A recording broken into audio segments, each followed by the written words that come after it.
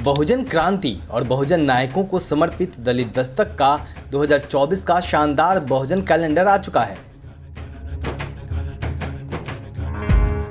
Calendar छोटे और बड़े दोनों साइजों में उपलब्ध है। बुकिंग के लिए दिए गए नंबर पर व्हाट्सएप करें या ईमेल करें। थोक में ऑर्डर करने पर मिलेगी आकर्षक छूट। जय भीम, नमस्कार। मैं हूं अशोक दास, आप देख रहे हैं दलित दस्तक। बिहार में जाति जनगणना के आंकड़े आने के बाद जो एक बवाल उठा है, राजनीतिक बवाल, सामाजिक बवाल देश भर में, उसकी चर्चा अभी थमी नहीं है, बल्कि चर्चा जोर पकड़ रही है।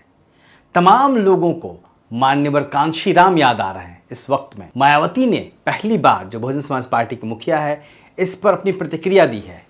तो क्या जाति जनगणना के आंकड़े बहुजन समाज पार्टी के लिए एक मौका नहीं है? क्या मान्यवर कांशीराम जी ने जो सपना देखा था और जो दलितों और अति पिछड़ों के बूते जिस तरीके से उन्होंने सत्ता को उल्टे बल खड़ा कर दिया था और बता दिया था कि दलित और अति पिछड़ा समाज, जिसे समाज में सबसे कमज़ोर माना जाता है, वो चाह दे तो किस तरीके से सत्ता का गणित उलट के रख सकता है? क्या उस बारे में एक बार फिर से सोचने की जरूरत नहीं है? तो मैंने जिक्र किया कि मान्यवर कांशीराम याद आ रहे हैं। इस खबर में हम बात करेंगे इसी की। जेएनयू के प्रोफेसर विवेक कुमार हैं, बीएसपी की राजनीति को करीब से देखते हैं, बहुजन राजनीति को करीब से देखते हैं। मान्यवर कांशीराम जी ने जो काम किया, उनके आंदोलन को करीब से देखते। बिहार में जब जाति जनगणना के आंकड़े आए तो उन्होंने ट्वीट किया। विवेक जी ने लिखा कि बिहार की जनगणना के आंकड़ों के प्रकाशित होने के बाद मान्यवर बहुत याद आए। मान्यवर का जातियों की जनसंख्या का आकलन कितना सटीक था। उन्होंने बामसे बनाते ही 1978 में भारतीय समाज को 15 बनाम 85 के अनुपात में बांट दिया था। 15% सवर्ण एवं 85% ओबीसी, एससी, एसटी। यही आंकड़ा बिहार की सरकार ने दे दिया है। तो क्या एक बार फिर से मान्यवर कांशीराम जी की राजनीति का दौर आने वाला है? क्या एक बार फिर से बहुजन समाज पार्टी यह सोचेगी और खुद में भरोसा करेगी कि मान्यवर कांशीराम जी के दौर में जो बहुजन समाज पार्टी थी, जिसने देश के कई हिस्सों में राजनीति को प्रभावित किया था, क्या वो फिर से करने की कोशिश की जाएगी सिर्फ दलितों और अति पिछड़ों के बूते? मध्य प्रदेश का जिक्र आता है, राजस्थान का जिक्र आता है, दिल्ली का जिक्र आता है, उत्तर प्रदेश में तो सरकार बनी, बिहार का जिक्र आता है। तमाम ऐसे कई प्रदेश रहे जहां पे बहुजन समाज पार्टी इतनी तेजी से बढ़ने लगी और सिर्फ दलितों और अति पिछड़ों के बूते बढ़ने लगी, जिसने पूरे राजनीति के जो विशेषज्ञ हैं उन सबको चौंका दिया था। बहन जी भी खुश हैं इस आंकड़े के आने के बाद। उन्होंने प्रतिक्रिया दी है। बहन जी लिखती हैं कि बिहार सरकार द्वारा कराए गए जातीय जनगणना के आंकड़े सार्वजनिक होने की खबरें आज सुर्खियों में हैं तथा उस पर गहन चर्चाएं जारी हैं। कुछ पार्टियां इससे असहज जरूर हैं, किंतु बीएसपी के लिए ओबीसी के संवैधानिक हक के लंबे संघर्ष की यह पहली सीढ़ी है।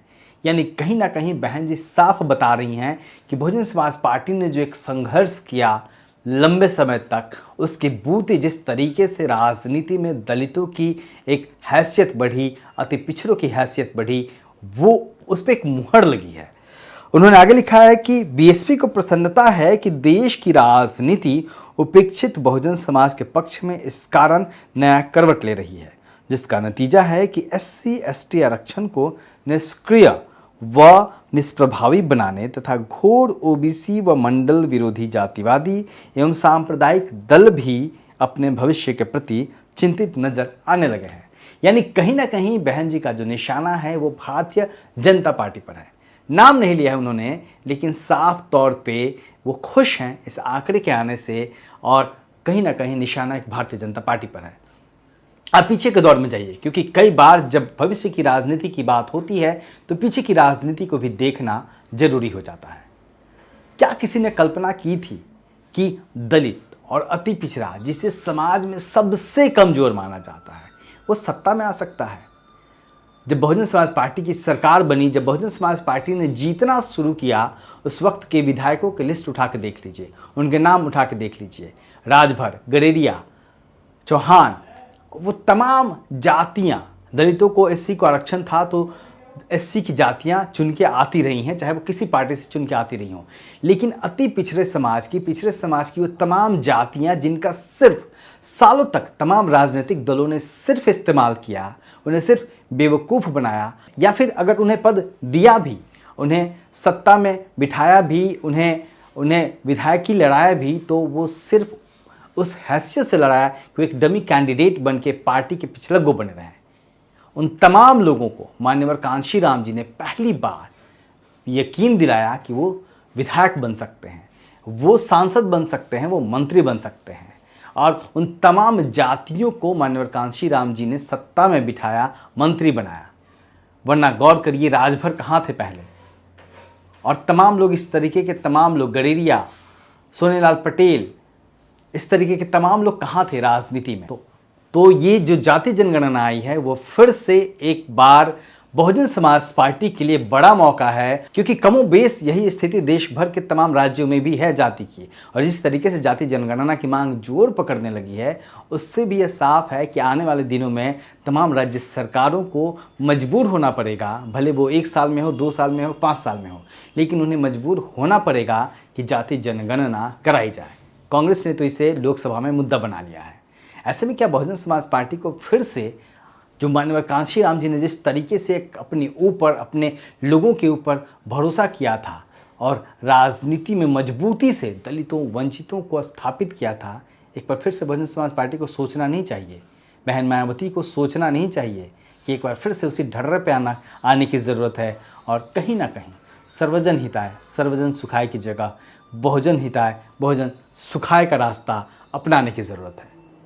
फैसला बहन जी को लेना है, लेकिन कहीं ना कहीं देश भर के बहुजन, चाहे खुले तौर पे या फिर दबे मन से, इस बात को स्वीकार कर रहे हैं कि इस काम को अगर कोई कर सकता है तो बहुजन समाज पार्टी कर सकती है। देखना है बहन जी फैसला क्या लेती हैं, बहुजन समाज पार्टी अपनी रणनीति किस तरीके से बदलती है। देखते रहिए दलित दस्तक और हमारे चैनल को सब्सक्राइब करिए, लाइक करिए। अगर हमारी खबरें पसंद हो तो अपने दोस्तों के बीच में शेयर करिए, आर्थिक मदद भी करिए, ताकि हम मजबूती से काम करते रहें। जय भीम।